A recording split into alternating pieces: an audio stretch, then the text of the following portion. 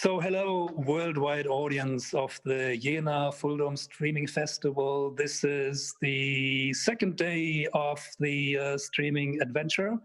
We are in the Frameless Forum section, assembling luminaries, great people, inspiring individuals who have something to share, something to say about immersive media, VR, FullDome, the future, the past, and everything else in the universe. And I'm totally thrilled and madly excited that in this threefold meeting, I hope to have with me in the virtual room Jacki Morie. Can you just say hi and say hello, everybody? Say it again so we can also see you and loud. Hello, everybody. I think that was very convincing. And we also have Kate McCallum at the other end of LA. Can you say hi, Kel? Greetings Kate, from please? Los Angeles. Greetings from Los Angeles. Very professional. Thank you very much. There is a good reason why I'm so excited to have these two ladies in one conversation, and that has to do with this book. This book is so important, it even covers my face. It's handsome, it's heavy, and it's the Handbook of Research on the Global Impacts and Roles of Immersive Media. This is so important that I wish everybody had a chance to browse and look at it. And Jacki Morie and Kate McCallum are the two editors. They piece together this enormous amount of research and everything. And so I would ask Jacki maybe to start. I mean, she's an eminent scientist. She's been working with NASA and simulated Mars on Hawaii and many other things. She's teaching. She's a scientist. She's deep into the history of virtual reality and all of this. So whenever all this is, Jacki probably has been there already. And so I asked Jacki, as one of the co-editors, what brought you from your eminent scientific background into finding Kate and finding authors and finding the time and energy to piece together this magnificent handbook? Jacki, it's all yours. Thank you, Mickey. Well, it has been a dream of mine to write a book. I've written a lot of papers, but not put them together in a kind of a one volume compendium of things that I know. And right now we're in a place where immersive media is becoming more and more important. We started this book about a year ago, and it came about in a really interesting way. Kate and I knew each other from as colleagues through professional organizations. So we had known each other, and we were talking about all of this new stuff going on.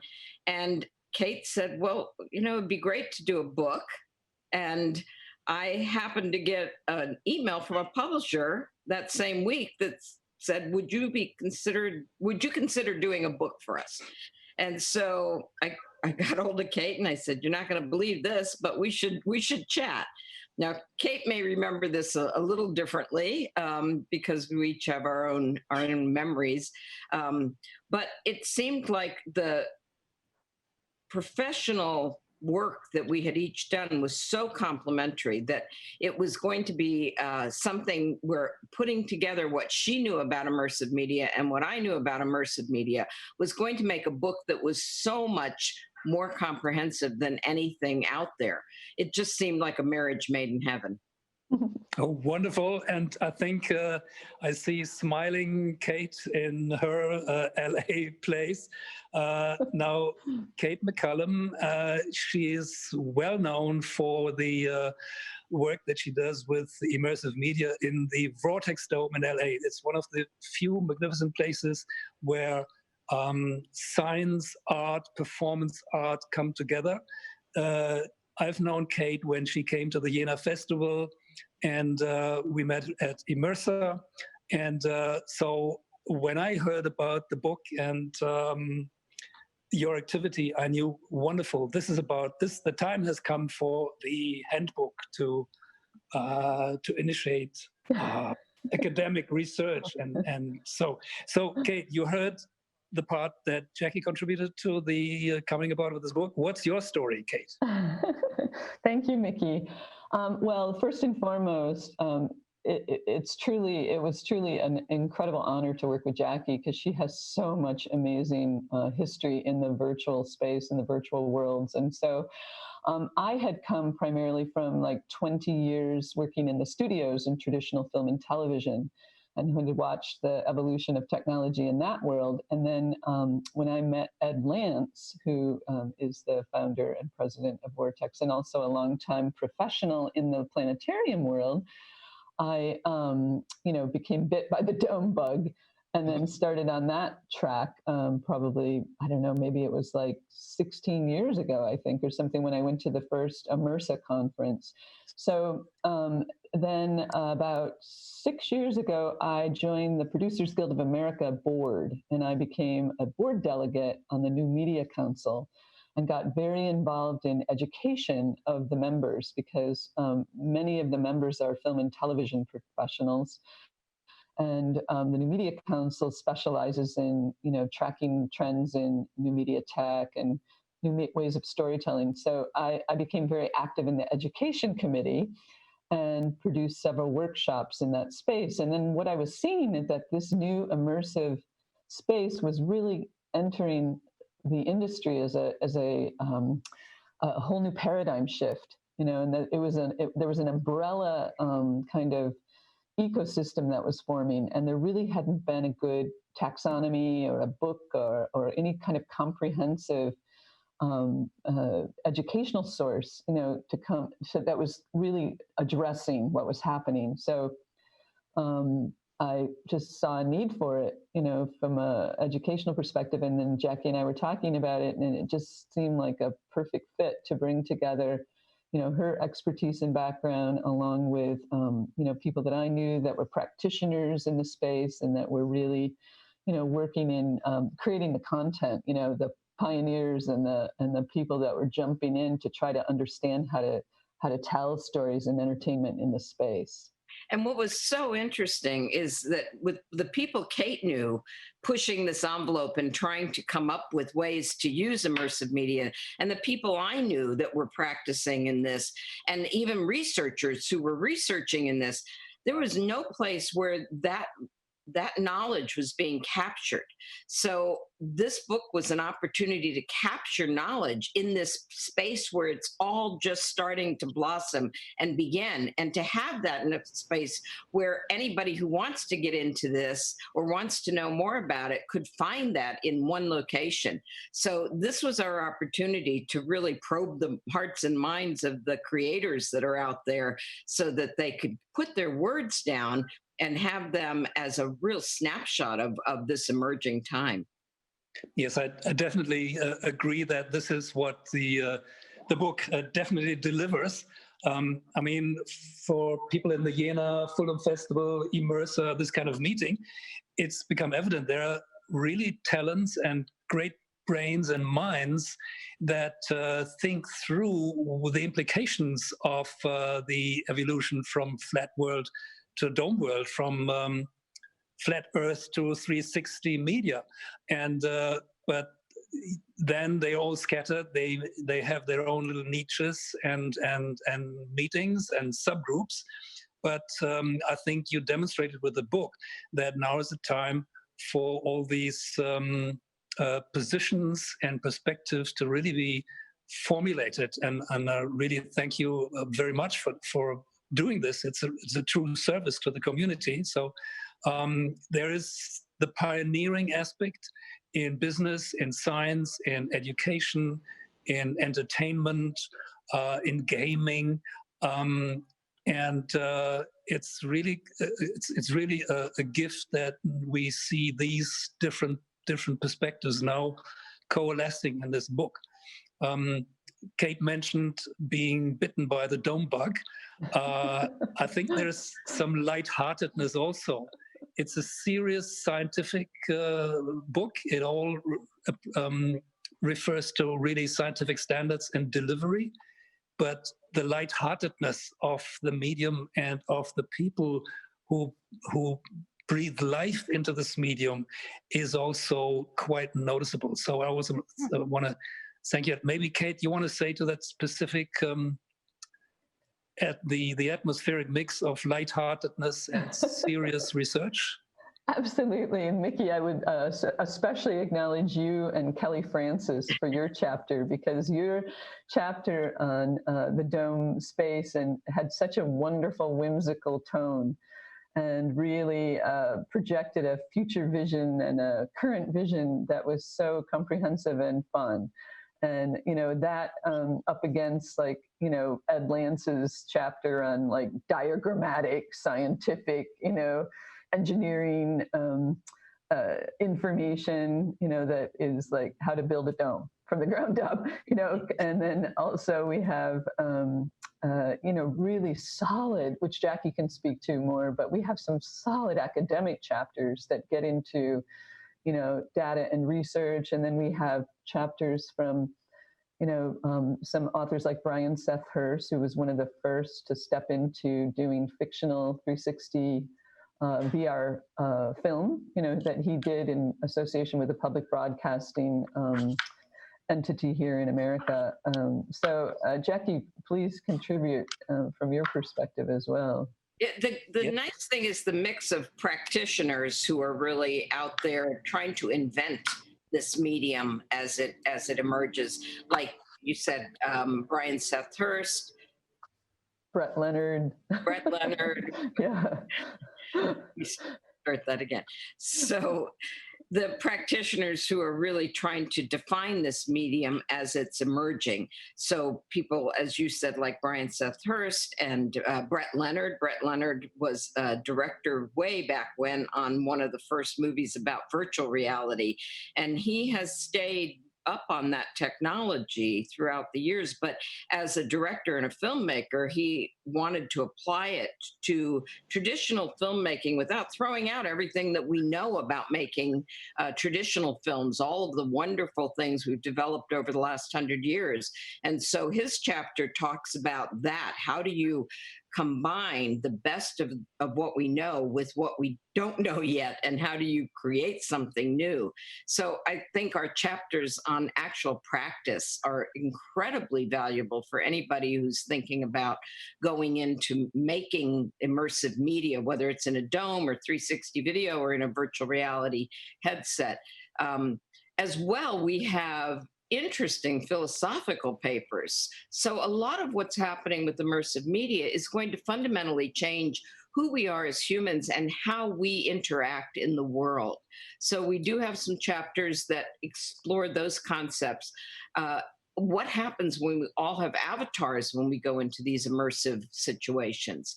What is an avatar to us? How do we keep that avatar most resembling us, and what happens after we're gone to our avatars? Really interesting questions, philosophical questions that immersive media is bringing up that we never really had to think about before. Well, I think that's crucially important to consider that immersive media, VR, AR is not just kind of a new playground for the latest generation of tech nerds, that it's really mind altering, it's mind changing, and it is, as you mentioned, philosophical in the sense that the way that we self-reflect on who we are, how we perceive the world, how we communicate what we perceive to others is really undergoing fundamental changes. In an earlier discussion today, we were talking about in the past, 10, 20 years ago, it was really cool to be part of the digital natives. And I think we are now entering a new tribe of the digital or of the immersive natives, of people whose mindset is growing to encapsulate the 360 reality that we always live in, and now learn and educate ourselves and others that there is a technological representation of the 360 reality. And I think with all the ramifications to business, arts, education, fun, entertainment, that really is something that can't be exaggerated. Probably we need exaggeration to understand the impact that immersive media have. And in our everyday lives. I mean, it's changing our everyday lives, especially with the situation we're in now. You know, this fact that we're having to communicate and connect in this is not a full 360 immersive world, but I do have friends who would rather meet in a VR shared social space than in person, especially when they're on the other side of the world. But we can all jump into a shared virtual space and meet each other and really feel like we are connecting in so many ways. And that is a new situation. That's a new paradigm shift for humanity. Now, not everybody in the planet can connect that way yet, but I think the situation we find ourselves in today with this social distancing and wherever this takes us, it is a spark that says we need more of this kind of connectivity. Maybe we need to fly around less and harm the environment less by getting into these immersive situations where we can meet and really feel connected. Yes, and I think it's not only social distancing, the quality that we experience at this very moment, being together with you in a virtual non-location, is the quality of distant proximity. And that to me is as real and will be more real to more people. And so I see the living room of Jacki here, and I see the study of Kate on the other end, and you see just the studio background, very neutral. And I think it's a matter of hours, days, months, till we find ourselves as avatars or humans, or have a choice to be avatar or humans, in three-dimensional meeting rooms, town hall meetings getting three-dimensional and interstellar maybe, where we can continue to discuss the various time shifts and consciousness shifts that are happening. So maybe we are, in so many ways, we are continue to be beginners, but there is a trajectory that I think leads us straight into something that is exciting and probably evolutionary necessary. There's no way back. That consciousness shift is exactly right. And I think if our book does anything, it helps to put some of those ideas of that consciousness shift out there.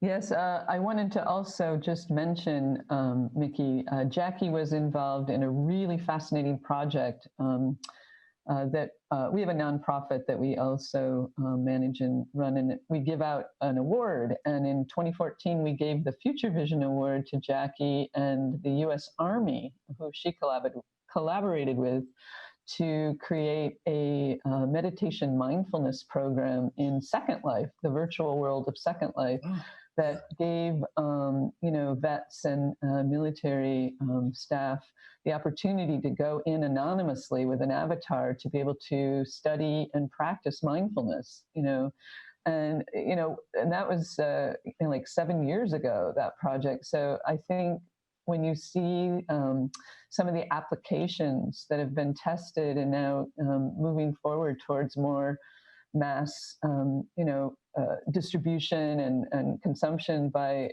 the greater whole, this is super. There's so much potential around what the future can bring in this space. It's really exciting. That's another area. The book has a chapter, at least one chapter, on health and how this immersive consciousness kind of thing works in affecting us both physically and neurologically.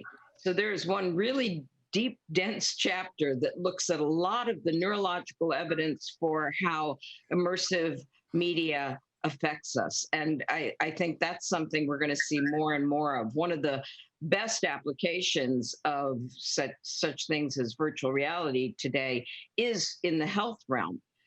Because it is so powerful how it affects us to be in a fully immersive space, a 360 space, with or without others. It speaks to our very nature as human beings, and it can affect our minds incredibly effectively. So those are the kinds of things that we are also looking at in the book.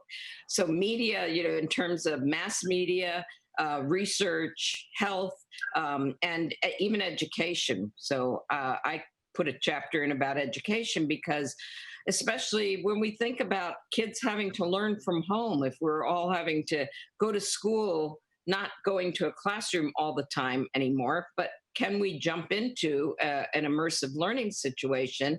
And will that have as much an impact on us as, say, being in a classroom with the teacher? So these are all things that we're going to be seeing more and more of, and we're going to be finding out how they affect us. But the book gives us little pointers to those futures and things to think about.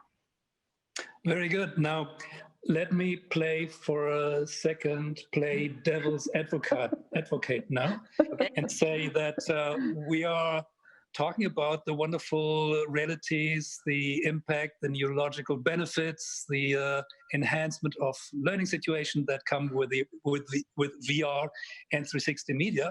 Now, I'm an old white man, and I grew up with being learning how to immerse in books by simply reading. I was diving deep into other worlds of science fiction, fairy tales, all of this.